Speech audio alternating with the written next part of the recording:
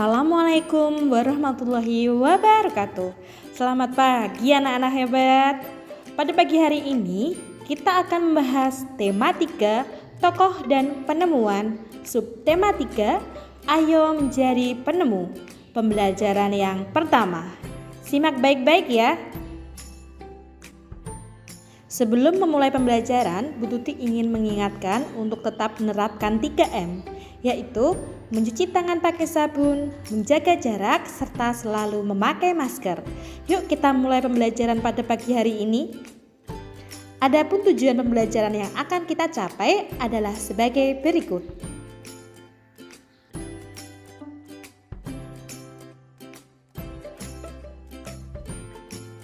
Pada subtema sebelumnya, kita telah mempelajari tokoh dunia dengan penemuannya. Sekarang kita akan mempelajari tokoh penemu dari Indonesia. Beliau adalah Pak Habibie. Namun sebelumnya kita akan mengingat kembali tentang teks eksplanasi, kalimat efektif, dan kata baku. Teks eksplanasi merupakan teks yang berisi informasi tentang suatu hal atau fenomena yang terjadi di masyarakat. Teks eksplanasi disusun oleh kalimat efektif.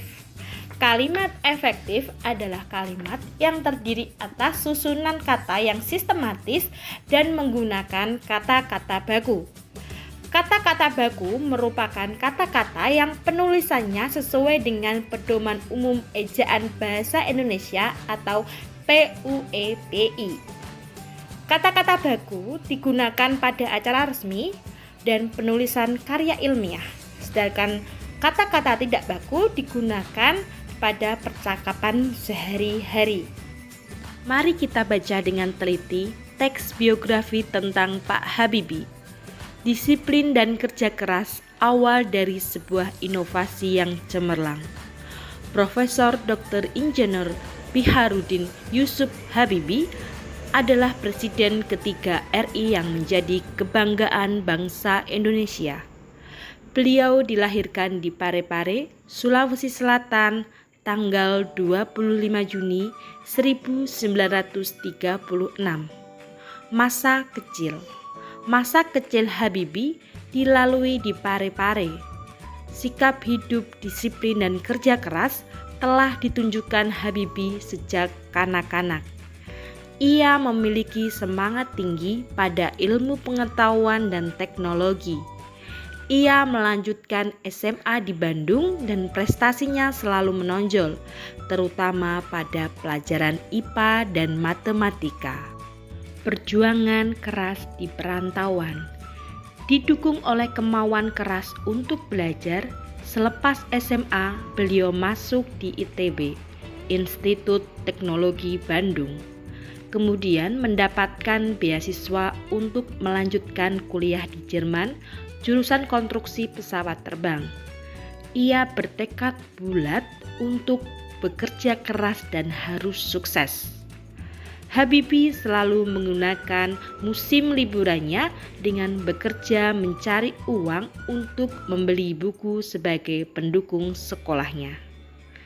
Tahun 1960, Habibie mendapatkan gelar Diploma Ing di Jerman dengan nilai sempurna. Ia bekerja di industri kereta api Jerman dan berhasil menemukan cara untuk membuat 1000 wagon kereta api berkekuatan tinggi.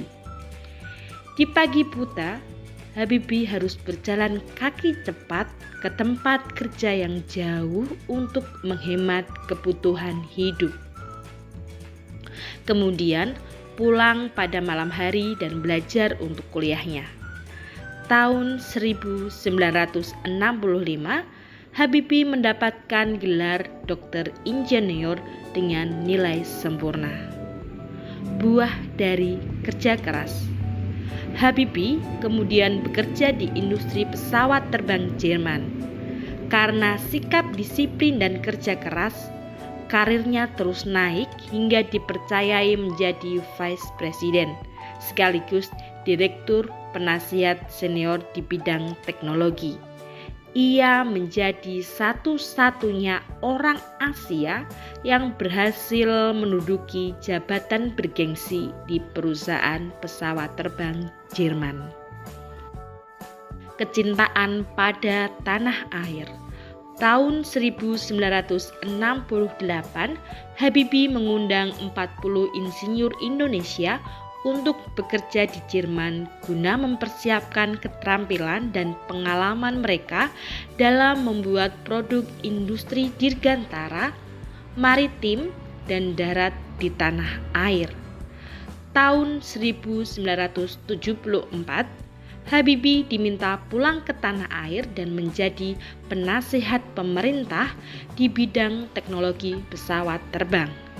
Ia menjadi Menteri Negara Riset dan Teknologi hingga menjadi Wakil Presiden dan Presiden RI ketiga.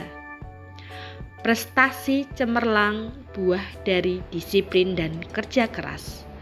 Habibie menyumbang berbagai penemuan dan sejumlah teori di bidang konstruksi pesawat terbang, seperti Habibie Factor, Habibie Term, dan Habibie Method yang dipakai oleh universitas di seluruh dunia.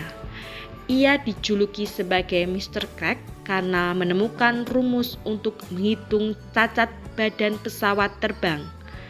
Ia juga menerima banyak penghargaan dan prestasinya diakui di berbagai lembaga internasional seperti di Jerman, Inggris, Swedia, Perancis, dan Amerika Serikat, serta menerima penghargaan yang hampir setara dengan hadiah Nobel. Habibie, Bapak Teknologi Indonesia. Tahun 1976, Habibie mendirikan industri pesawat terbang pertama di kawasan Asia Tenggara, yaitu PT Nurtonio dan industri strategis lainnya. Industri binaannya berhasil memproduksi pesawat terbang, helikopter, senjata amunisi, kapal, tank, panser, water cannon, kendaraan RPPM, kendaraan tempur, dan masih banyak lagi, baik untuk keperluan sipil maupun militer. Di tingkat dunia, Habibie terlibat dalam berbagai proyek desain dan konstruksi pesawat terbang seperti Fokker, pesawat angkut militer, jet eksekutif, Airbus, pesawat angkut dan teknologi mendarat dan lepas landas secara vertikal, CN-235 dan CN-250.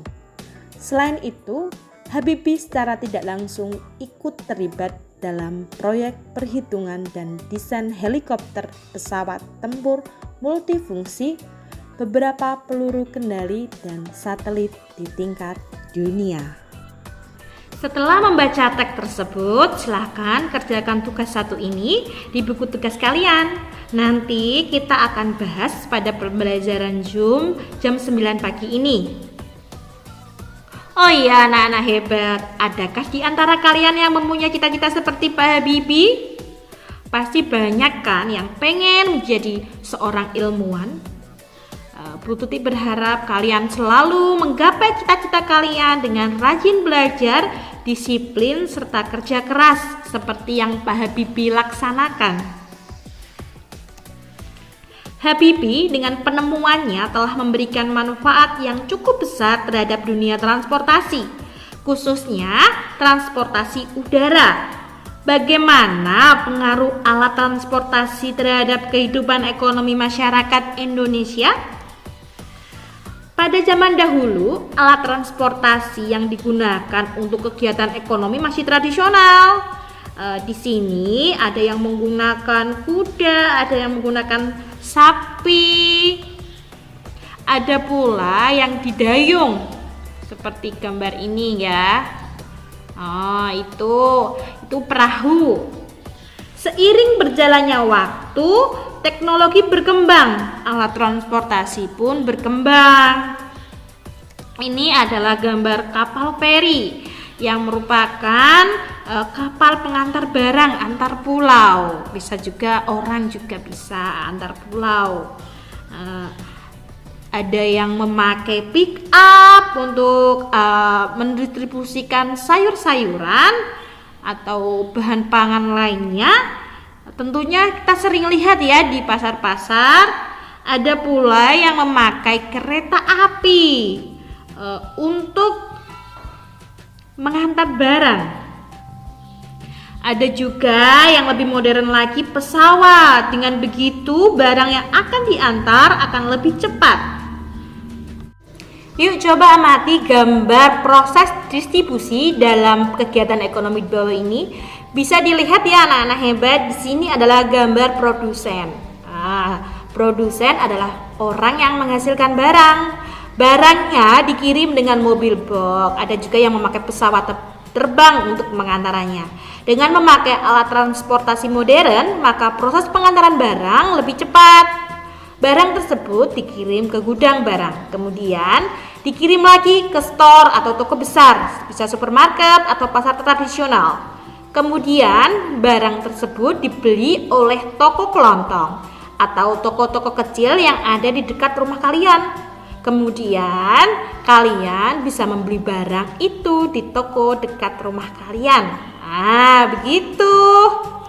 Coba sekarang bandingkan kehidupan masyarakat dengan adanya alat transportasi dengan yang tidak ada alat transportasi. Coba bandingkan, ini adalah tugas kedua kalian hari ini. Selain adanya penemuan teknologi di bidang transportasi, ada pula penemuan kelistrikan yang sangat bermanfaat bagi kita semua. Seperti yang sudah kita pelajari sebelumnya, sekarang yuk kita cari persamaan dan perbedaan rangkaian listrik seri dan rangkaian listrik paralel ke dalam diagram Venn.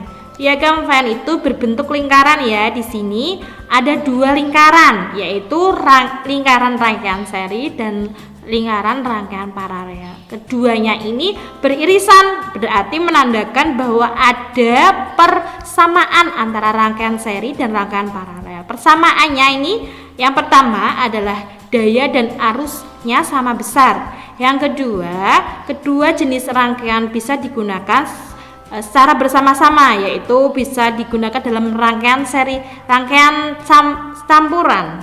Yang ketiga mempunyai hambatan yang sama besar. Semakin panjang kabel maka hambatan listrik semakin besar. Untuk perbedaan rangkaian seri dan paralel, yang pertama rangkaian seri arus listriknya mengalir tanpa cabang. Untuk rangkaian paralel arus listriknya mengalir melalui dua cabang atau bisa lebih. Yang kedua, untuk rangkaian seri membutuhkan sedikit komponen listrik sehingga biaya pemasangannya lebih sedikit.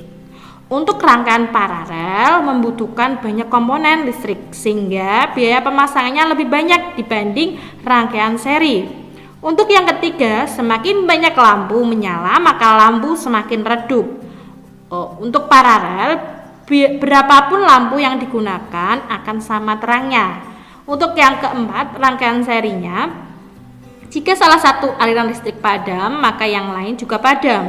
Untuk rangkaian paralel, jika salah satu aliran listrik padam, maka lampu lain tetap menyala ya.